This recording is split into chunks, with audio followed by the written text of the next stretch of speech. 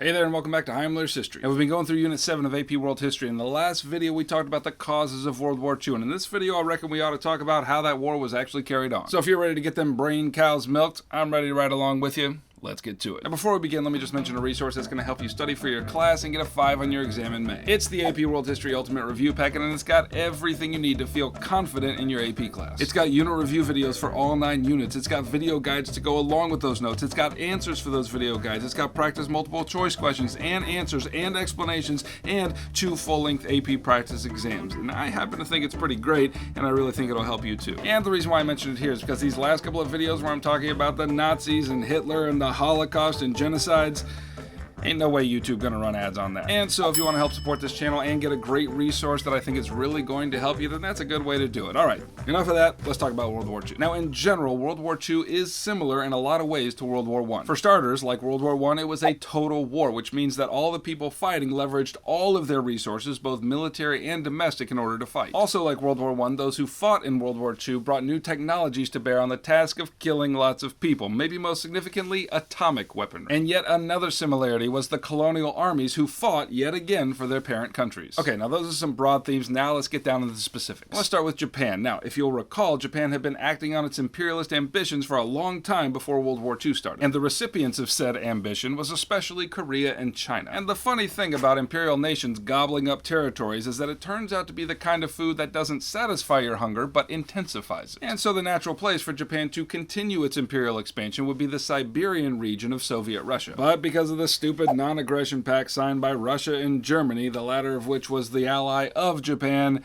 they couldn't expand into Russia. And so Japan decided to expand into Southeast Asia instead. But as it turned out, many of the places into which Japan was extending its reach were places controlled by Western nations. So as a result, the United States, for example, imposed harsh economic sanctions on Japan, which hurt them significantly, and thus began a Japanese plot to attack America and make them submit to Japan's imperialist ambitions. But we'll have to leave that there for a minute and come back to it. Meanwhile, in the European theater, war had broken out in 1939, and Germany used this opportunity to start gobbling up territory for itself. And their chief method of doing so was the BLITZKRIEG, which when being translated means lightning war. It was a method of waging war which relied on shock and awe campaigns headed by armored tanks and airstrikes that dealt massive blows to the enemy in a very short amount of time. And by the end of 1939, Poland fell to the Germans, and they split that prize with the Russians because of the terms of their non-aggression pact. And so German success in Poland led to the Germans conquering Denmark, Norway, the Netherlands, Belgium, and France, and much more. And not surprisingly, Britain feared that they would be next, and so they asked the United States for help. Now, up to this point, the U.S. had been neutral in the war, but when Britain came asking for help, they responded with the LEND-LEASE Act, by which they sent huge amounts of war material to Britain. And after this, all notions of U.S. neutrality were gone. I mean, they were still sitting on the sidelines of the war, but after this, it was clear who they were rooting for. Now, as it turns out, Germany did attempt an invasion of Britain. They began by attacking military targets, but soon changed directions and bombed cities filled with civilians. Now, to be fair, the British had done the very same thing to the Germans in Berlin, but the German invasion of Britain was ultimately a failure, and so Hitler and the Germans then turned their sights on Russia. And on June 22nd, 1941, Germany launched an invasion of the Soviet Union, which of course was a violation of the non-aggression pact between the two partners. Russia was taken by surprise, and Germany made huge advances into the Russian territory. And finally, they made it to the outskirts of Leningrad, and there the Soviets successfully held off the German pressure for almost 3 years. But in that time, Germans had to contend with the profoundly cold Russian winters, and many of their troops starved or froze to death as a result. You fell victim to one of the classic blunders, the most famous of which is never get involved in a land war in Asia, but only slightly less well known is this: never go against a Sicilian when death is on the line! Anyway, while the Germans are freezing in Russia, let's go check in with Japan and see what they're up to. Like Germany, Japan also won very rapid victories in the Pacific Theater. And in their campaign to punish the United States for all the economic sanctions, Japan launched an attack on a U.S. military base located in Hawaii by the name of Pearl Harbor.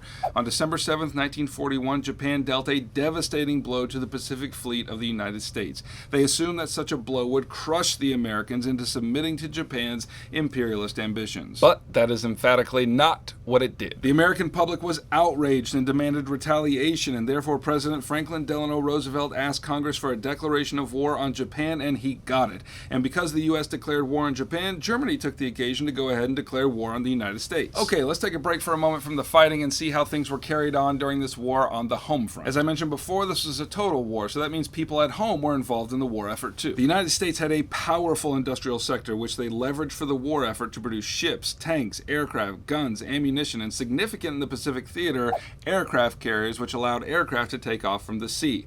Like in World War I, women went to work in the absence of the men who were off fighting, and images like this one were created to inspire women to keep up morale in the effort to win the war. Japan, by contrast, turned up its nose at the American employment of women and refused to put its own women to work. Alright, that was a nice break. Now back to the fighting. So as the war ground on, the Axis powers began to falter and lose ground. In 1943, the Allies successfully defeated Italy, which led to the fall of Mussolini, and then they turned their attention to the liberation of France. The chief effort here was the massive amphibious invasion on France's Normandy beach in 1944. At great cost to their ranks, the Allied invaders defeated the Germans and thus began their march to liberate Paris. And on August 25th, 1944, the Nazis were finally pushed out of Paris. And after this, the Allied forces turned their sights towards Germany. Allied air raids had systematically destroyed much of the German infrastructure, and by March of 1945, the Allied soldiers had crossed the Rhine into Germany and were marching towards Berlin. Even at this, Hitler refused to surrender and spent the final days of the war hiding in a bunker. And on April 30th, 1945, when defeat became inevitable, Hitler committed suicide. And when the remaining German commanders could see that there was nothing left for them to do, Germany officially surrendered on May 8th, 1945, which became known as VE Day, or Victory in Europe Day. But at this point, the war is still raging over in the Pacific theater. The United States was making some gains by defeating the Japanese on several different Pacific islands. But the Japanese emperor refused the demand of unconditional surrender. And it was at that point that the U.S. came to a fork in the road. Either they could attempt a mainland invasion of Japan, or they could employ a new weapon that they had been spending years developing, namely the atomic bomb. Ultimately, they chose the atomic bomb. And so on August 6, 1945, President Truman ordered the first atomic bomb to be dropped on the Japanese town of Hiroshima. And this bomb was unlike anything the world had ever seen. By releasing the energy of destabilized atoms, the bomb exploded with the force of 15 kilotons of dynamite. And in the blink of an eye, Hiroshima was reduced to dust along with most of its inhabitants. But still, the Japanese did not surrender, and so 3 days later, a second atomic bomb was dropped on Nagasaki. Together, the lower estimate of people killed was about 140,000, and the high end was over 200,000. It was a truly devastating way to end the war. But that's exactly what it did. On August 14, 1945, Japan officially surrendered, and the war was over. And this became known as VJ Day, or Victory in Japan Day. And although it's true, there was great rejoicing all over the world that the war was finally over, but the legacy of death and destruction that it left in its wake was truly staggering. It's estimated that over 75 million people died in the war, and up to 2/3 of those were civilians. And if that wasn't enough, the end of World War II actually created the occasion for a new global conflict called the Cold War, but we'll have to get to that in another video. Alright y'all, that's what you need to know about Unit 7, Topic 7 of AP World History. If you want to get a review packet, click right here. It's going to help you navigate your class and get a 5 on your exam. And for more videos like this, go ahead and subscribe, and I will keep making them for you. Heimler out.